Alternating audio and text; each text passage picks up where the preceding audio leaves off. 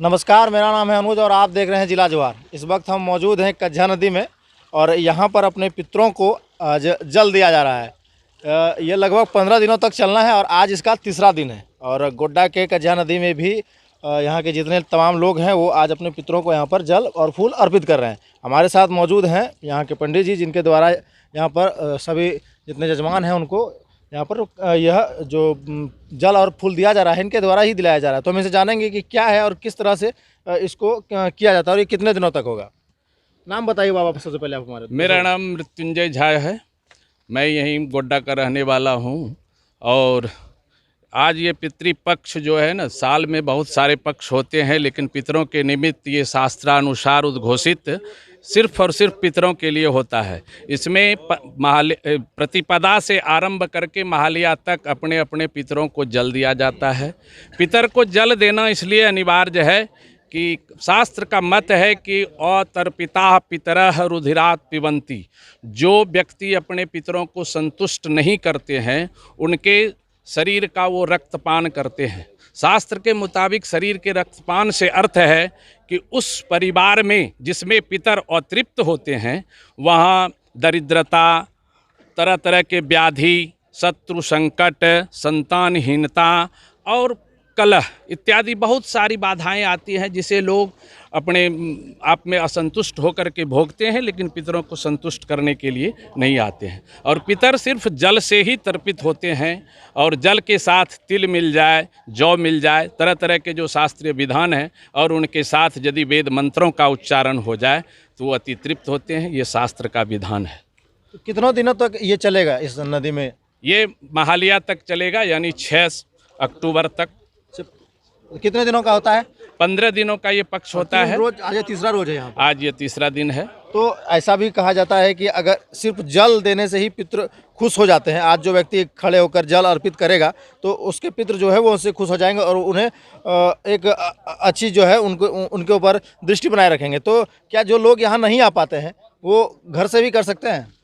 घर में करने का विधान जो व्यक्ति असमर्थ हैं उनके लिए घर से बाहर होकर के किया जाना चाहिए। इस समय खुली हवा में। हाँ, खुली हवा में, क्योंकि इस समय में पितर स्वच्छंद होकर के नदी, तालाब इत्यादि के किनारे भ्रमण करते हैं। इसका अर्थ ये लगाया गया है, विद्वानों ने इसको इस तरह से जोड़ा है कि पितर लोग देवालय नहीं जा सकते हैं, पितर लोग तुलसी कानन के पास नहीं जा सकते हैं। और जो व्यक्ति घर में रह करके अपनी संपूर्ण अवस्था में या मजबूत अवस्था में घर में ही करना चाहता है, और कुछ तिथियां ऐसी हैं जैसे द्वितीया, षष्ठी, एकादशी, ये सब तिथियां वर्जित हैं तिल से तर्पण करने का। उसमें गृहस्थ मनुष्यों को बहुत सारी अशांति होती है। रविवार दिन रहे, सप्तमी तिथि हो, इसमें भी अशांति होती है। तो इन सब चीज़ों का ख्याल शायद सब लोग नहीं कर पाते हैं और घर में तिल से तर्पण करते हैं और उसका परिणाम भोगते हैं, लेकिन उन्हें पता नहीं चलता है कि हम किस कष्ट से पीड़ित हो रहे हैं। और एक श्लोक कहा गया है कि पिता स्वर्ग पिता धर्म पिता ही परम तप पितरी प्रीति मापन्ने प्रियंते सर्वदेवता। पितरों को जिसने प्रसन्न कर लिया उसके सभी देवता स्वतः प्रसन्न हो जाते हैं। और पितरों को ही तो प्रसन्न करके आज हमारे महामहिम भीष्म या भगवान श्री राम या श्रवण कुमार या राजा दिलीप या इत्यादि जो भी हैं पितरों के निमित्त ही संसार में विख्यात हुए हैं। इसलिए पितरों की महिमा अवर्णनीय है। और पितर किसी भी चीज़ को दिलाने में देवता और मनुष्य के बीच की एक कड़ी है। इसे इस तरह से समझा जाए कि जैसे एक छोटा बालक घर में है और किसी अतिथि ने उन्हें कोई टॉफ़ी इत्यादि कुछ देना पसंद किया, तो पितर यदि खुश हैं या पिता सामने में खड़े हैं, उससे उन्हें कोई अच्छा लगता है तो वो देने का सलाह भी देगा।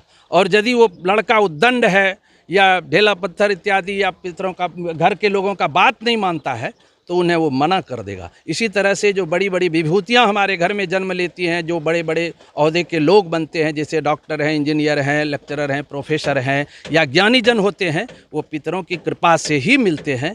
ऐसा अपने वंशजों की ओर ऊपर निहार करके लोग देखें तो उन्हें मिल जाएगा कि मेरी 5 पीढ़ी में कोई न कोई पितरों के प्रति समर्पित थे, देवताओं के प्रति समर्पित थे।